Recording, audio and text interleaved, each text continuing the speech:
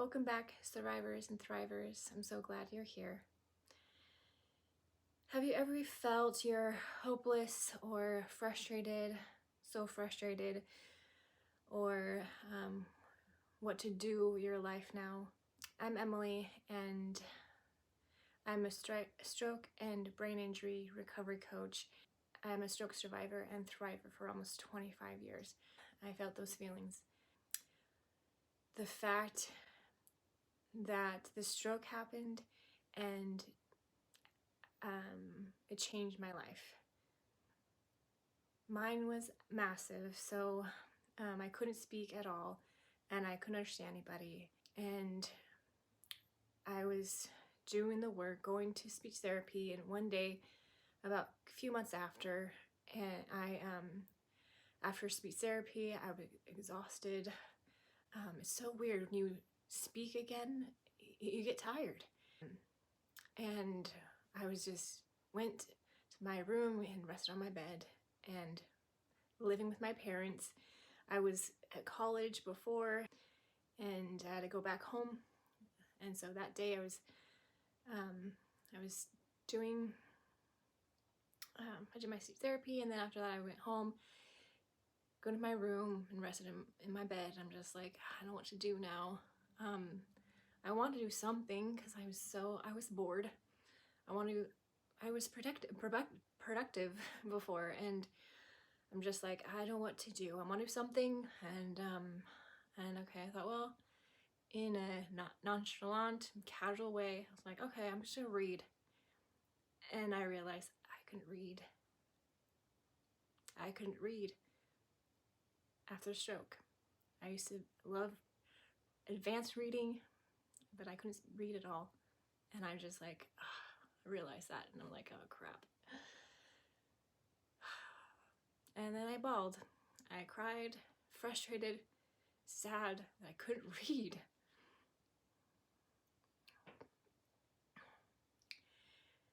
So I bawled till I fell asleep, and then I woke up and I'm just like, I don't know what to do in my life. I don't know what to do. I can't do anything. I want to get knowledge in my head. I want to learn how to do things, to be a productive person, and I'm just like, can't even read. So I was thinking, like, I remember a positive thinking. I'm just like, okay, I remember there's a song, church song says, count your blessings. And I'm just like, how? But I just try to count my blessings. I really did. I really, truly hard. It was hard to do that, but I was thinking, okay, what to do that I'm grateful for and maybe will improve my life. And so I was thinking positive about my life. And I had open heart surgery for my defect or the born. After recovery, I remember my parents told me that, like, I had oxygen, I can't say the word, oxygen, oh my goodness, air tank.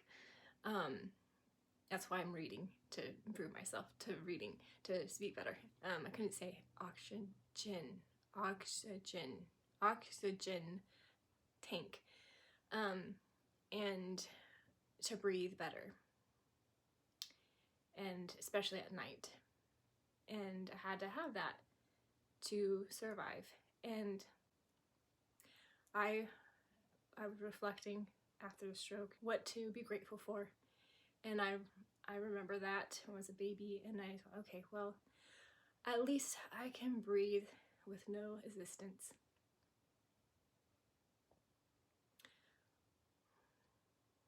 And then there's so many blessings after, because I realized, like, there's so many people who strokes that are still surviving it, like physically. I was basically normal, physically. I can breathe, I can eat, I can swallow most of the time, and some patients from strokes, they can't even swallow well, and they can't breathe well. So I'm just like, okay, I'm grateful for that. I can breathe, I can swallow well. So I had something. I had something to be grateful for. And so I had to accept from the stroke and then go from there. And I'm gonna read the reading part. It's from Brooke Castillo's episodes, or her podcasts. And this, I love her. She is a different mindset, and I love the way that she thinks. And she's very direct. I love direct. I chose today is acceptance requires effort. Eckhart Tolle says, whatever the present moment contains, accept it as if you had chosen it. We didn't choose to have a stroke or a brain injury, but it happened, and so you accept it as if you have chosen it. Interesting.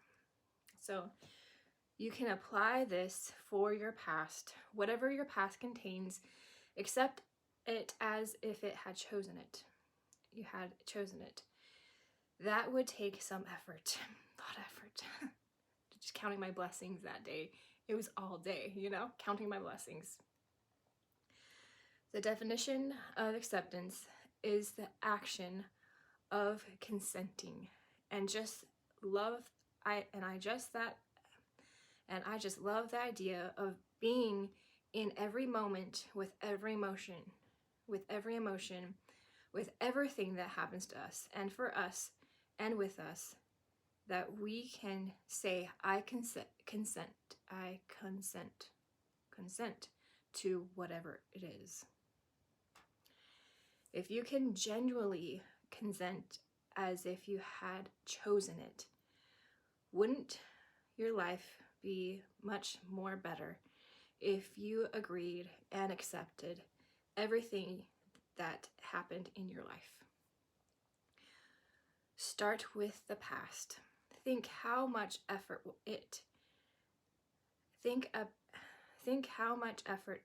it would take to accept that the past is what it was, to consent to it, and then possibly let it go.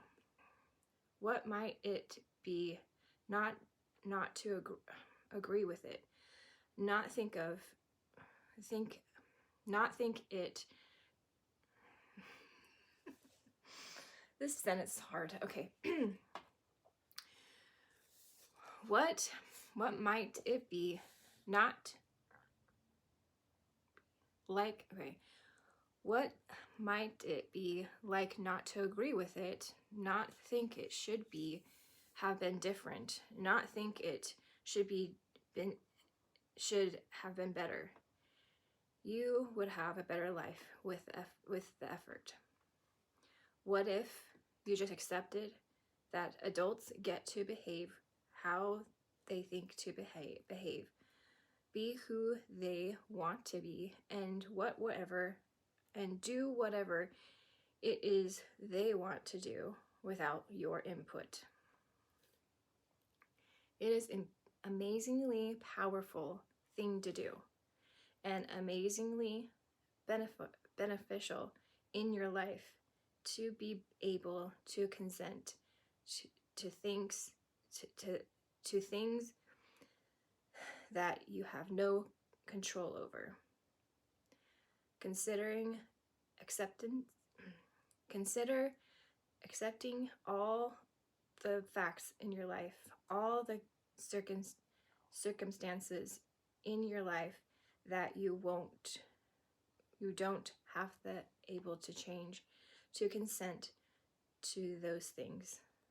Other behaviors, other people's behavior, your past, things in your life that you can't immediately change, like your current body or your speaking.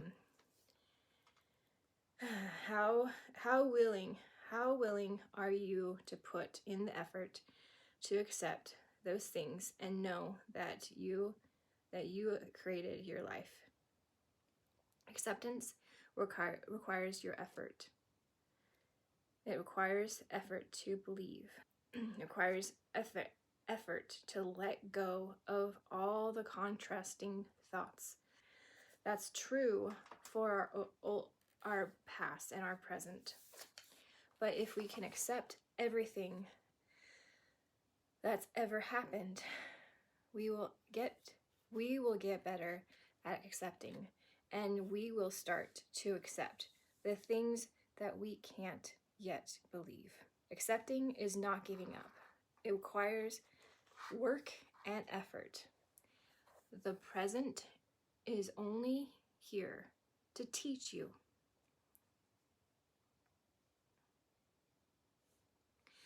The present is only here to teach you what you need to know, and the future is your property.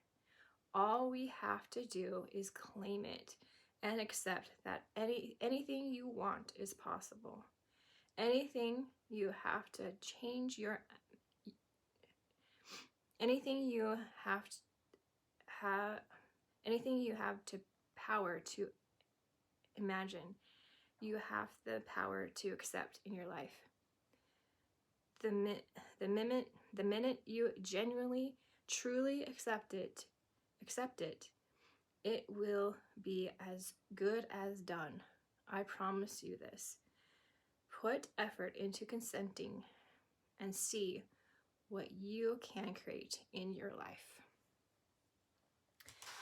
My goal eventually, I want all of you guys, if you want, to join with me, that we can see what is possible, that we can create in our lives, and letting go a lot of things. And I accepted my life, because my life now is different than before.